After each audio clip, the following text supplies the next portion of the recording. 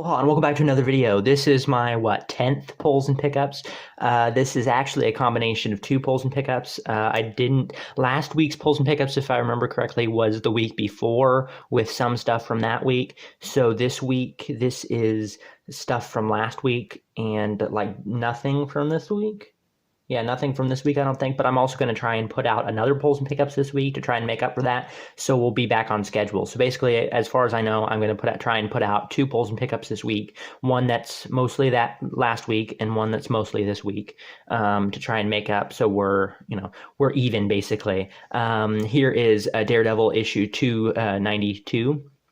I love that cover there, and I'm not going to cover these for very long. If you want to see these in their own video, tell me, but to kind of cut down on time, I'll try not to talk about back issues for very long, but this issue was great in terms of like its action. My main issue is that the writer, I don't remember exactly who he is. I'll put his name on screen now, but the writer, it seems like he's very often uses shorthand when writing, and it's not super prevalent throughout this, but there's enough of it to be noticeable, and it's kind of gets in the way sometimes of the storytelling, having characters say things, and I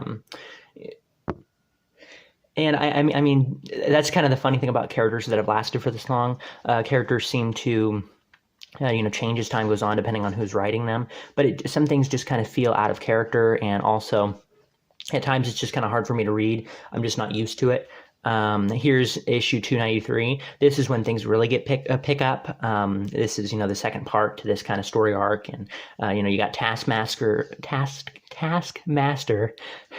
and this other guy, man, I forget his name. If I say his name wrong, I know I'm going to be embarrassed, so I guess I'll put it on screen now. But they're teaming up and are in part of this basically cult group that is trying to cause violence throughout the city. The Punisher wants to stop them in his own kind of patent way, and the Daredevil, of course, doesn't want that to happen and wants to take them out non-lethally.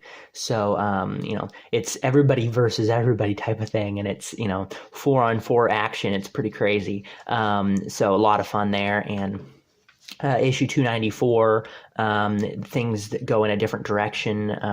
You get to see kind of that cult group kind of come more to fruition, and you get to kind of see, and like it's crazy to see, the Comics Code Authority kind of pushed to its limits. It's not really, doesn't really mean much anymore by I think this is 1991 when these came out, and that's proof of it. It's funny how back in the day you weren't even allowed to have any kind of occult thing at all, reference to gods that were, reference to, I think you could have references to gods, right? Because like Wonder Woman and Thor and stuff, but you couldn't like, man, I think anything that's occult or evil themed you couldn't have. I think that was it.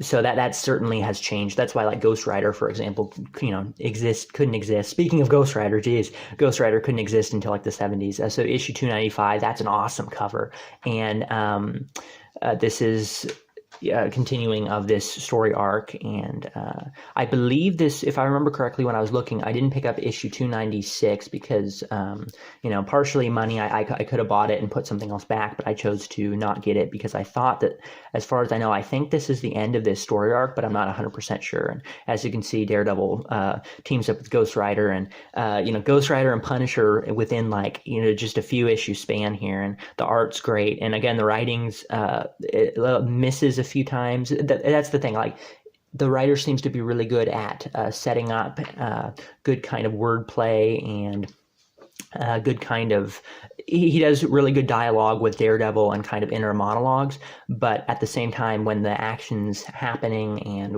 when certain times when things are trying to be described, oftentimes when he kind of leans into the shorthand, that's when the writing kind of fails.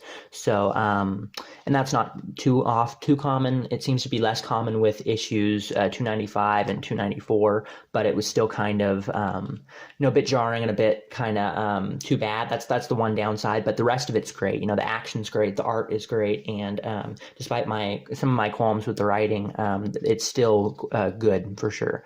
And here's Dazzler issue 12. Where is it? Issue 12. Yeah. So yeah, if you guys want to see me cover this in the future, definitely tell me.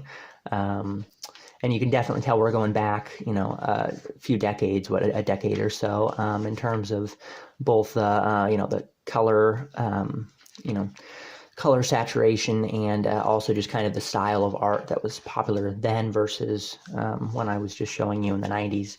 And yeah.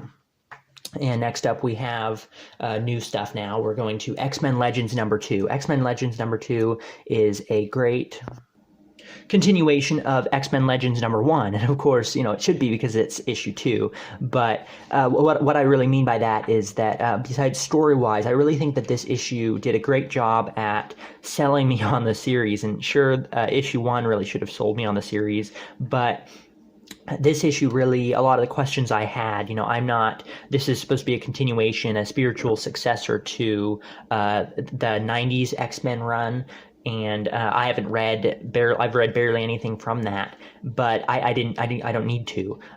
There was enough in the first issue and this issue combined. I don't think the first issue really sold me enough, but with that issue and this issue, I'm finally kind of on board. I understand what's going on for the most part, and now I can really get into enjoying things. And sure, the first issue should have described enough to me and given readers that are kind of new to all this enough background to be able to kind of be invested. But at the same time, that's a real tough thing to do with an issue 1. I don't really know if that was the intention of the writers to begin with, even though I would say it should be. But I was sold by this issue, and even though it took 2 issues, I'm sold. I'm ready to go. It was action-packed. I love the art. The art is great. It has that 90s kind of exaggerated style. The color work is great and vibrant.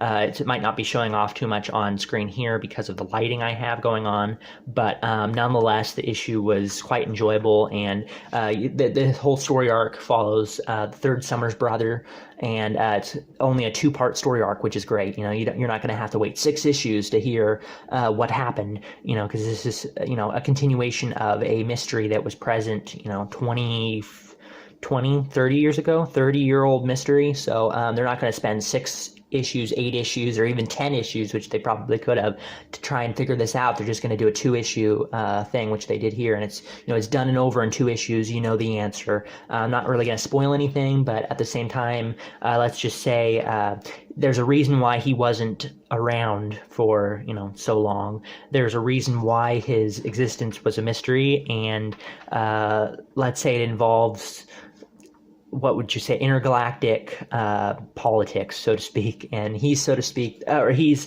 the MacGuffin in this story in a way, and is really the one that brings the chaos, but also is the one that's going to end the violence that's happening. Let's just put it that way. I'm not really going to spoil it, and if I was going to give you a spoiler review, it would have just been me telling you what happened as opposed to my thoughts, because I basically gave all the thoughts I really could. Good issue. If you're a big fan of 90s X-Men, you should already be reading this. You probably are. If you haven't read 90s X-Men but you're a fan of X-Men, maybe hop on, look at it, look at some of the solicitations, think about it. Maybe wait until it's on Marvel Unlimited. I don't know if I like saying that, because at the same time, if you don't support a series like this, it's not going to last that long. Marvel series already don't last that long to begin with, but if you if you don't support it out the gate, it's definitely not going to last that long. But at the same time, I don't know. If you're not big fan of X-Men, especially, I don't think you should hop on. But if you're a fan of X-Men, it might be worth giving a shot. I'd just say look into it and see if it interests you. It interested me because I came off of not liking the stuff of Hickman that I was reading, and I was reading some, older X-Men titles or issues, and was really looking for something that would be a better gateway. And when I saw this and I saw the artwork, I knew it spoke to me. It's something that I think I would enjoy, and it took 2 issues, but I enjoyed it. So, and I'm on board for what comes next. So maybe that'll be like you, maybe it won't be. So definitely look into it, but especially, goes without saying, but especially if you're a big fan of 90s X-Men, you got to read this. If not, look into it. Look into it, though. Next up, we have some more back issues, sort of. These aren't too old. These are actually reprints, so they didn't actually come out that long ago. I wanted to cover these real quick because it's going to lead into a big discussion kind of on an issue coming soon, just, a minute from now. But I wanted to show these off real quick because it relates to it. Yeah, fourth printing, geez. But this is issue 1 of the Cates' Thor run, and that's the funny thing is that I didn't actually like issue 1. I'm talking about how much that I really like the series, and in the next polls and pickups I'm going to be discussing more about how much I'm enjoying it, because issue 14 is going to be covered in the next polls and pickups. But it's funny, despite me liking the art here, liking some of what's going on, I ultimately just couldn't follow the story that much and really didn't get invested until a few issues in. But that's why I'm excited to pick this up, more than just because I enjoy the series so much and I want to pick up the rest of the issues that I don't have to, fill it out and be able to reread it. I'm also just excited to reread it because I want to see how my perspective has changed now that I've kind of fallen in love with the series. That's interesting. People have different thresholds as to how many issues they wait. They wait until they either stick with it or hop off. And personally me, this is issue 4. Personally me, it depends how I'm reading it. If I'm reading it physically, I don't wait as long. If I'm not hooked by the second or third issue, that's around when I hop off. Some people wait until the whole arc is over, so sometimes they wait 6 or even 8 issues until they decide whether they're going to be following it. But when a lot of series I follow are Marvel related, and a lot of Marvel series don't last more than 20 issues or whatever, waiting 6 or 8 issues until you figure out if you like it is kind of too far for me, especially if I'm buying it physically. That's $30, I don't know, $20, $24 or whatever. I don't know, math is difficult. And yeah, issue 4, this was around where I started really getting into it. This is all part of the Devouring King, the Void story arc, with Thor being Galactus's herald, and that whole thing basically. And I don't really want to fully get into it, but definitely good issues. Definitely got good around this point, and you should definitely be reading the series. If you're not reading the series, you got to be reading it. But if you're too the fact that it's on like issue 14 now is too daunting, you don't even have to read that if you want to read Beta Ray Bill. And if anything, I almost recommend Beta Ray Bill more early on. Now, I think once we're at the point now with Thor, I think Thor now is probably better than this issue, but it's tough. It's tough to say because this is only issue 1. This is part of a 5-part series, and it's great. This is how you do an issue 1. Oftentimes, issue 1s don't capture my attention. They don't capture my imagination right out the gate. This issue did. If you haven't even read anything for Beta Ray Bill, I've barely read anything. The only thing that I've read before reading this that involved Beta Ray Bill was the issues that were, or his appearances in Cates' Thor run. But you don't need to. This explains the backstory. This explains certain complexities of the emotional state and where he was and where he is now, Beta Ray Bill. And it was great. There's amazing action. The art is done by the guy that did Wonder Woman Dead Earth. I forget the artist's name. There you go, Daniel Warren Johnson. And the coloring is great as well, and it really brings things to life. In the middle of action, the way that things are so ruggedly drawn and kind of raw, that kind of gives things, the way that it's kind of done and rigid, it almost has lines, like everything kind of has brush strokes that point towards certain directions, and that almost makes everything seem as if it's moving, and it really brings things to life off the pages. And then without the action, when things aren't in the middle of great spread there, when things aren't in the middle of a big action scene and you're in a quiet kind of area, the coloring really brings things to life, and the kind of rugged look kind of makes things seem as if they're almost like a motion comic, I think is what they're called. I don't know if you've seen those, but those are basically, online, especially on YouTube and stuff, some fans have recreated certain issues and have added small bits of animation to them to kind of bring them to life. It feels like it's moving without even looking at it. It's partially your imagination, of course, but also because of the way, like I said, that it's like the brush strokes seem as if they're going a certain direction. It's great, man. And of course, the story is awesome as well. I think wish things were a bit more descriptive, more similar to like look here, how many words are on screen here? Not many, not many. But it makes up for it with its amazing art, and it does what it needs to do. The writing for when the writing is present. This middle of an action scene, but when the writing is actually present, there's enough of it to describe what's going on, and it's just great, man. You follow Beta Ray Bill, and basically what this takes place before Thor. I forget. I think this takes place near the end of the story with Galactus, because this follows basically Beta Ray Bill's emotional state after Stormbreaker broke, and kind of his relationship with Thor and how it kind of broke apart along when Stormbreaker broke. And after, because they were in a fight, and Stormbreaker's basically Beta Ray Bill's kind of Mjolnir, so to speak, and it was made by Odin and allows him to transform between his normal self and his warrior self, so to speak. And without that, he's stuck in this form, and you start to see his agony and his kind of self, how he's not comfortable in his own skin when he's like this. And before he was able to just transform between this version of himself and his old self, but now that now that Stormbreaker is broken and Odin at that point was nowhere to be seen, he's kind of stuck. And on top of that, he was in the middle of the battle that I showed you, and he failed. And that was, of course, probably humiliating and everything else. And Thor had to come in and save the day. And with those two things combined, it really kind of shattered his friendship that he had with Thor. And that's kind of how the story starts. They get in a big fight, and Beta Ray Bill basically decides that he's going to go out and find Odin himself, and force him to basically make him another channel, some kind of device like Stormbreaker or Mjolnir, to kind of channel the energy and magic or whatever that will allow him to transform back into his normal self.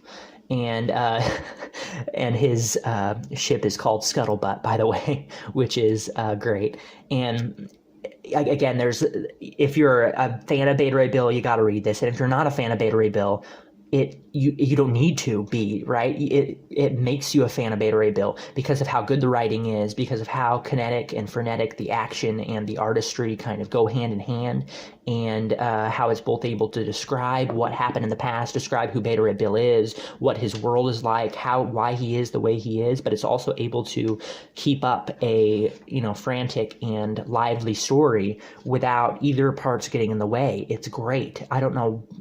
Again, first issues, man. First issues are hard to do because you got to both get people hooked with the current story, but also if it's, a hero that it has already existed, you got to kind of explain who the person is.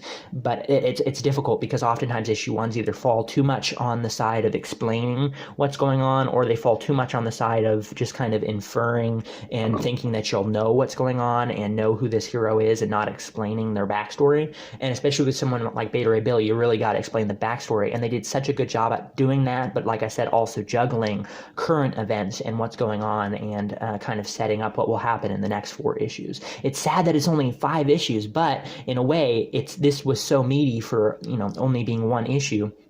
I almost think I have hopes. I have hopes that this will be meaty enough, just by this issue being so meaty. It feels like it will be, that even though it'll only be 5 issues, that it feels like it will really kind of be something, and I'm excited for that. So if you want to hop in now, man. Issue 1, you got to hop in. That came out only last week. So hopping over to DC now, we have Batman 106. I'm not as happy about this issue. This was like last month when it came out. I totally forgot to review this, and I don't have a lot to say on it. And why I don't have a lot to say on it? Why did I not talk about it for so long? Well, because it wasn't that good of an issue at all. It wasn't bad, but for $5, they increased the price. Infinite Frontier did, and from 4 to 5. And some books at DC are going up to $6, which we won't be talking about that because that's a whole thing, another thing. But This was not worth $5. I don't even know if it was worth $4. Maybe if the next issue, issue 107, is good. That came out just this week, so I'll be covering that in the next polls and pickups, hopefully. And I showed this off before with a preview. The art is good for sure. There's a lot of kind of blurring effects, which are cool, and along with the color, the variety of colors and kind of the way that the colors kind of tonally mirror one another, and it all comes together along with the blurring effects and line work to kind of really bring some of the action to life. But the problem is that the action also is halted in ways because I didn't think that the scripting of the action was very good, and on top of that, there's not very much action in it, and that's fine if the story was good, but the story isn't that good to begin with. It's really muddy, and I think if I was following Tinian's work, which I think, Tinian's work, and if I was following the Batman issues that came before this, and if I was following all the other issues, I think I would feel differently. But I haven't been following this for 4 years or whatever. Or 4 years, how long has it been going? 4 years, 5 years? Anyways, I just hopped in here, and it's, talked about, it's supposed to be new possibilities, infinite frontier. This is supposed to be a good jumping on point because this is the beginning of the story arc, and new characters are being added that other people don't know about, and new status quo, all this kind of stuff that you can see in the solicitations, and the fact that it's marketed, and that's the whole kind of marketing of Infinite Frontiers, it being a good jumping on point. And this didn't feel like a good jumping on point. I mean, it's not the worst, right? It's the beginning of the arc, so I imagine, midway through the arc would have been a worse place to hop on, but that doesn't really mean much when most of the events and things they're referencing came before this. If this is a good hopping on point, you don't have to totally whitewash what had happened prior, but you need to give better explanation, and you need to really, Again, this is a good jumping on point. If this wasn't supposed to be a good jumping on point, then they shouldn't have marketed it like that in the solicitations. This shouldn't have had the same push that it did. I wouldn't have read this if I knew it wasn't going to be a steady jumping on point. But since I already bought this issue, I decided to buy issue 107 as well. I'll give it a shot. I'll see how it is. This wasn't bad, but they really should have, I'm not saying whitewash what had happened before, but just do a better job at introducing what's going on. Batman is, and Ghostmaker. Ghostmaker is his partner currently, and there's new, don't know why this is in here. There's new villains. Scarecrow is coming back. I think it's Scarecrow is coming back, and basically all the stuff from Future State is being set up, all the magistrate stuff, but it's just kind of frustrating. And there's a backup story here with Robin, which, isn't that good. I don't really have much to say about the story specifically because it was just overall kind of confusing, and I don't want to waste your time. I don't have much to say. If I was going to go and synopsize the story, that would take up more time, and if I had something interesting to say, I could do that, but I don't really have a lot of interesting things to say in terms of that, and the fact that it's $1 extra does, just makes it burn all the more. DC keeps kind of dropping the ball here. We'll go on, not completely, not with Swamp Thing, which we'll talk about in a minute, but yeah, not a good issue overall. It wasn't bad though, and I'll see. It wasn't real bad, but the fact that it wasn't good kind of makes it, it's not good, but it's not really bad. But if it's not very good to begin with, is it not worth reading? I would say, but we'll see. We'll see if it picks up. This is The Swamp Thing, issue 2 out of 10, limited series. This is great. This is even better than the first issue, I think. The first issue, just like with X-Men Legends, it's like the whole X-Men Legends scenario all over again. Issue 1 was better. Issue 1 of Swamp Thing was better than issue 1 of X-Men Legends, but this really sold me on it. Issue 1 sold me on it, you could say, but it was a little light on explanation. I mean, that's the problem. Issue 1s are always hard to do, right? Because like I said, it doesn't explain enough, or it explains too much and doesn't feel like there's enough forward progression.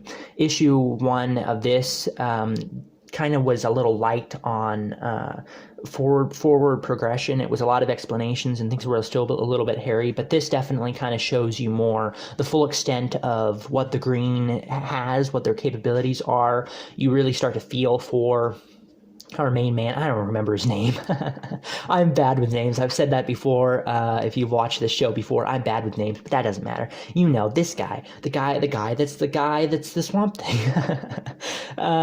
So yeah, you get to see more of what his powers are. You get to feel for him more, and you really kind of see his struggle with being able to both balance his social life and balance his like new superhero life, and come to terms with his powers all at the same time. You get some more developments in terms of the detective and how he's feeling, and you get some cool action, which is great, and a little more developments in terms of kind of the spiritual side of this world. It's still not 100% apparent. It's a bit confusing, but in a way, I think it's supposed to be that way. It's not confusing. It's a mystery, right?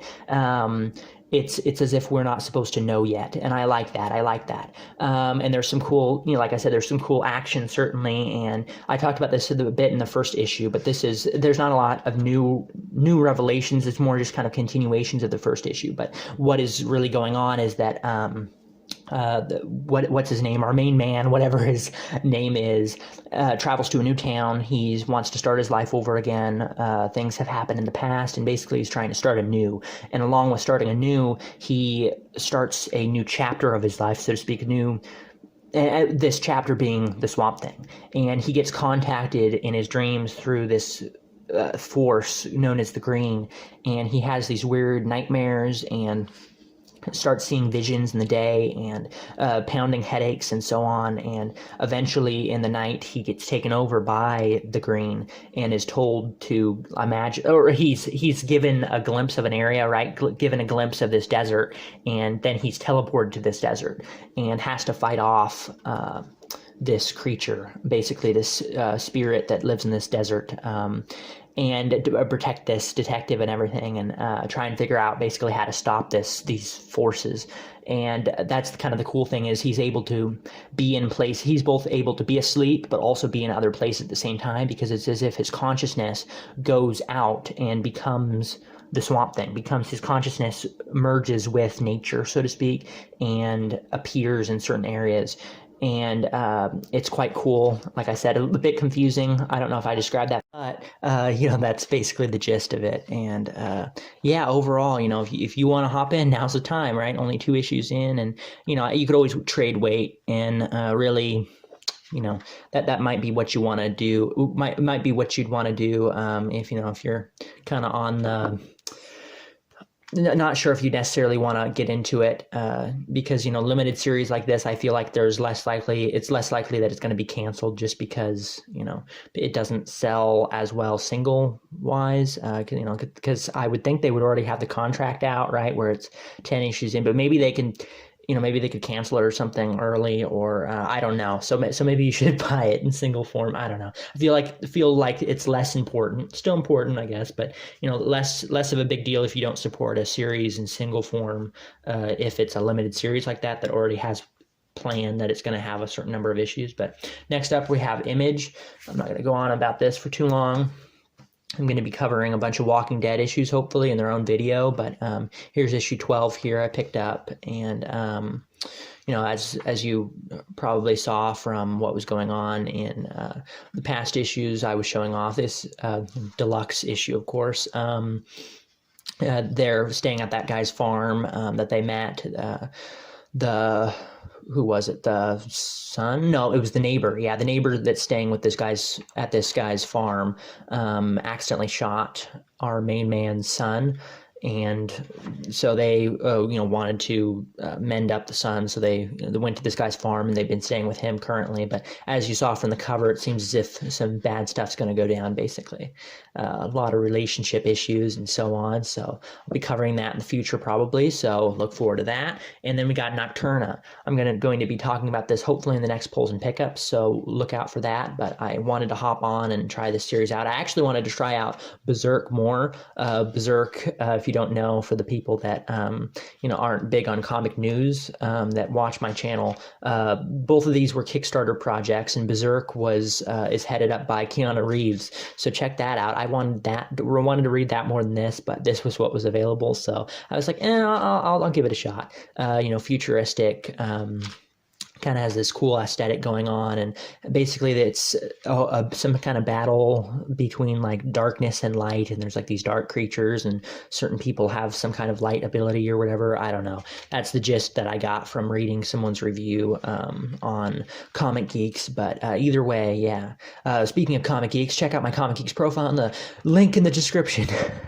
I review issues. I wrote a review for Beta Ray Bill, so if you just want to see a quick synopsized review there, there's one there. And I've been writing some reviews and small little commentaries on other back issues I've been reading, so you can check that out as well. Also check out the link to my Discord in the description below. Keep the conversation going in the comments, but also keep the conversation going in my Discord. And that's all really I have to show for this Pulls and Pickups. I have another one coming up very shortly, so yeah. And I hope you enjoyed this. If you did, then tell me in the comments below. I'd love to hear feedback. I always love when people comment. I respond to every comment. I'd love feedback to hear what I should do better, what you thought of the reviews, what you're most excited to read, what you've been reading, all sorts of stuff like that in the comments below. So yeah, thank you very much for watching. I showed off a lot of stuff, tried to keep it briefer than before, and yeah, thanks for watching. Aloha.